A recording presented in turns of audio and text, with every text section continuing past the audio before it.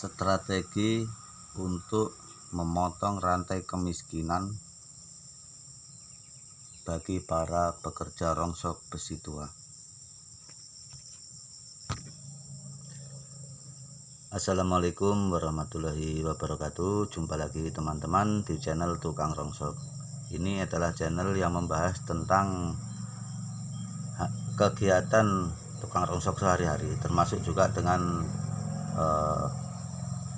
motivasi dan berbagi pengalaman lah. Jadi bagi teman-teman yang punya pengalaman yang lebih senior itu bisa berbagi di komentar ya.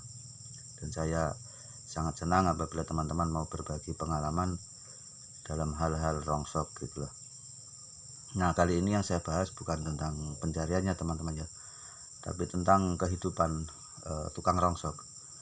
Seperti di video sebelumnya saya pernah membahas tentang mengapa atau kenapa tukang rongsok itu kok selalu identik dengan kemiskinan, atau memang hidupnya selalu dalam rantai kemiskinan. Di sini saya tidak menyinggung siapa-siapa teman-teman ya, karena saya juga mengalami yang seperti itu. Saya juga bekerja rongsok dan saya juga masih bisa dibilang masih miskin gitulah. Istilahnya belum masih di bawah garis kemiskinan gitulah teman-teman.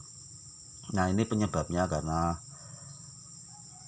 kebanyakan orang rongsok itu karena miskin yang rongsok gitu teman-teman. Jadi sebelum rongsok itu memang sudah miskin, jadi kerjanya terus menjadi tukang rongsok gitu. Bukan karena ngerongsok terus miskin, enggak teman-teman.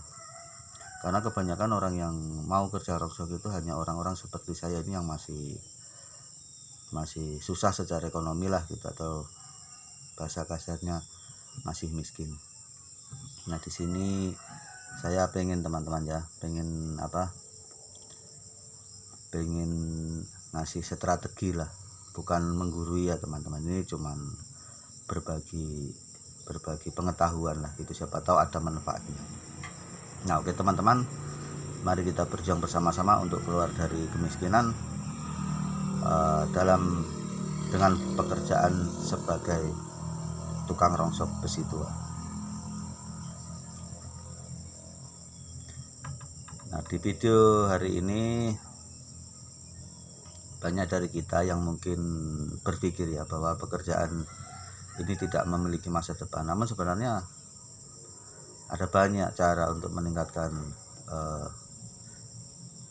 pendapatan, maksudnya supaya agar kita bisa keluar dari kemiskinan itu teman-teman. Nah, untuk memulai ya kita perlu untuk keluar dari kemiskinan itu teman-teman, kita perlu mengenali potensi diri kita. Maksudnya bakat kita itu apa gitu teman-teman. Apa kita memang pintar atau lincah lah gitu untuk mencari rongsokan. Dan lebih bagus lagi kalau kita punya hobi teman-teman ya, hobi dalam hal perbaikan. Jadi kalau kita dapat rongsokan itu, kita bisa dengan senang hati memperbaiki dan nanti bisa dijual lebih mahal gitu teman-teman.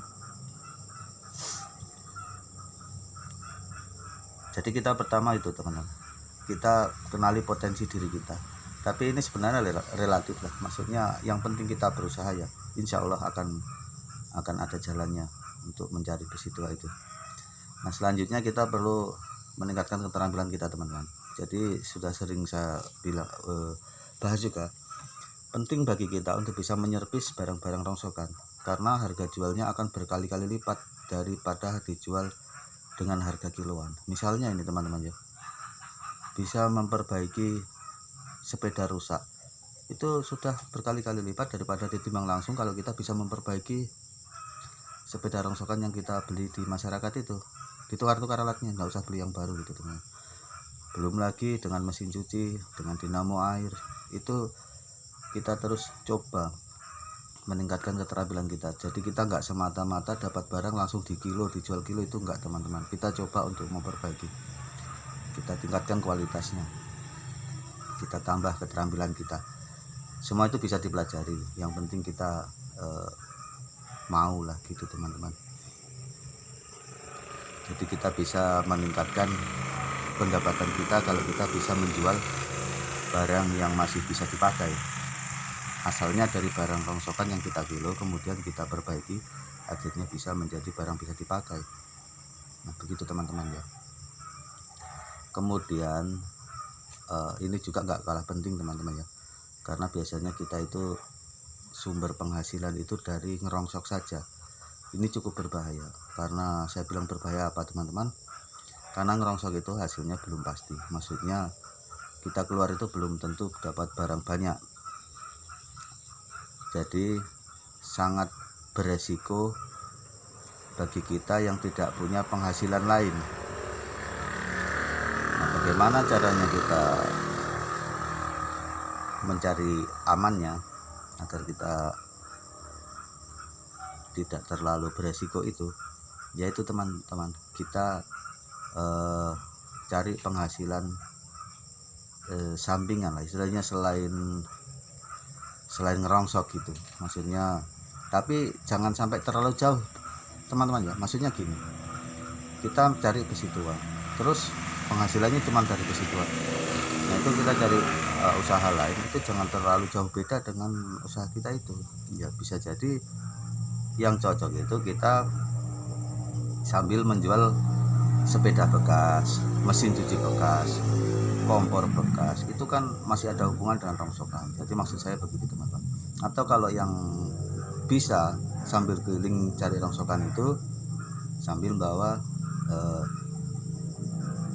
pernak-pernik atau aksesoris lah, atau sambil bawa pecah belah, bawa baskom atau bawa gelas plastik, itulah teman, maksudku begitu. Jadi jangan cuman dari sumber saja, karena sumbernya ini nggak pasti. Kita keliling itu belum tentu dapat barang banyak atau belum tentu dapat barang, jadi otomatis kita perlu pemasukan dari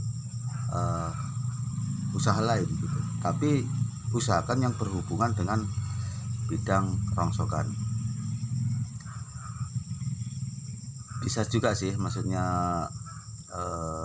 yang lebih dikuatkan itu nggak usah yang barang baru ya teman-teman, pokoknya barang bekas. Misalnya sepeda bekas kan kita bisa keliling dapat sepeda bekas diperbaiki sudah jadi, nanti sepedanya itu dibawa keliling, otomatis orang ngelihat bahwa sepeda itu masih sudah bisa dipakai, dia berminat, bisa-bisa laku sambil kita cari barang sambil kita jualan gitu teman-teman, maksudku begitu. Jadi ini juga penting, jangan cuman satu arah pemasukan hanya dari cari rongsok saja, tapi kita cari pemasukan dari usaha lain yang ada hubungannya dengan rongsokan. Kemudian yang keempat yaitu, ini bukan cuman tukang rongsok, semuanya bagi pedagang atau pengusaha itu ya penting, yaitu mengelola keuangan teman-teman. Jadi kita kurangi hal-hal yang tidak perlu, maksudnya pengeluaran untuk hal-hal yang tidak perlu. Yang kita utamakan itu betul-betul meningkatkan jumlah rongsok kita teman-teman. Misalnya hari ini modal kita hanya mampu untuk besi 1 ton, itu kita nggak perlu mikir-mikir hal-hal yang kurang penting dulu teman-teman. Yang kita fokuskan bagaimana besiku nanti dengan untung yang saya dapat ini bisa bertambah menjadi 1,5 ton, menjadi 2 ton, terus sampai bisa sampai 10 ton. Itu kita nabungnya di barang, bukan di uang ya teman-teman, di barang saja. Biarpun nggak ditabung, yang penting setiap kali setoran itu ada kenaikan jumlah barang, itu otomatis berarti uang kita juga naik gitu. Nah kemudian teman-teman ya, untuk menambah lebih besar lagi usaha kita, maksudnya kita kan memang ngerongsok itu ketemu banyak orang seharian di keluar keliling, itu ketemu banyak orang, itu jangan kita sia-siakan teman-teman. Itu kesempatan kita untuk membangun jaringan. Jadi bisa singgah ke bengkel-bengkel, minta nomor HP, diajak langganan gitu, atau pokoknya semuanya, bukan cuma bengkel teman-teman. Jadi jaringan kita perluas, itu akan menambah jaringan, itu akan mempermudah pencarian kita mencari rongsok. Jadi yang semula kita mencari besi tua, setelah banyak jaringan itu malah kita yang dicari besi tua gitu teman-teman, istilahnya begitu.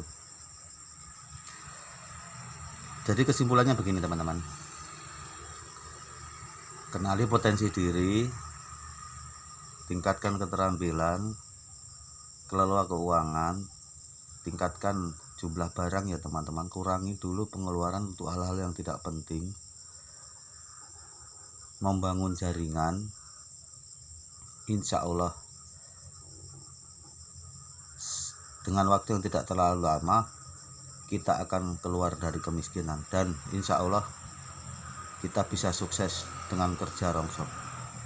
Yang tadinya kita mencari barang kecil-kecilan, lama-lama kita yang akan dicari barang. Maksudnya orang mencari kita untuk menjual rongsokannya, yang tadinya kita keliling mencari rongsokan gitu teman-teman. Nah oke teman-teman ya, mudah-mudahan video kali ini mudah dipahami ya teman-teman, karena saya memang bicaranya agak ruwet gitulah, tapi ya semoga video ini bermanfaat, itu sajalah teman-teman, dan terima kasih ya telah menyaksikan. Saya akhiri video ini. Wassalamualaikum warahmatullahi wabarakatuh.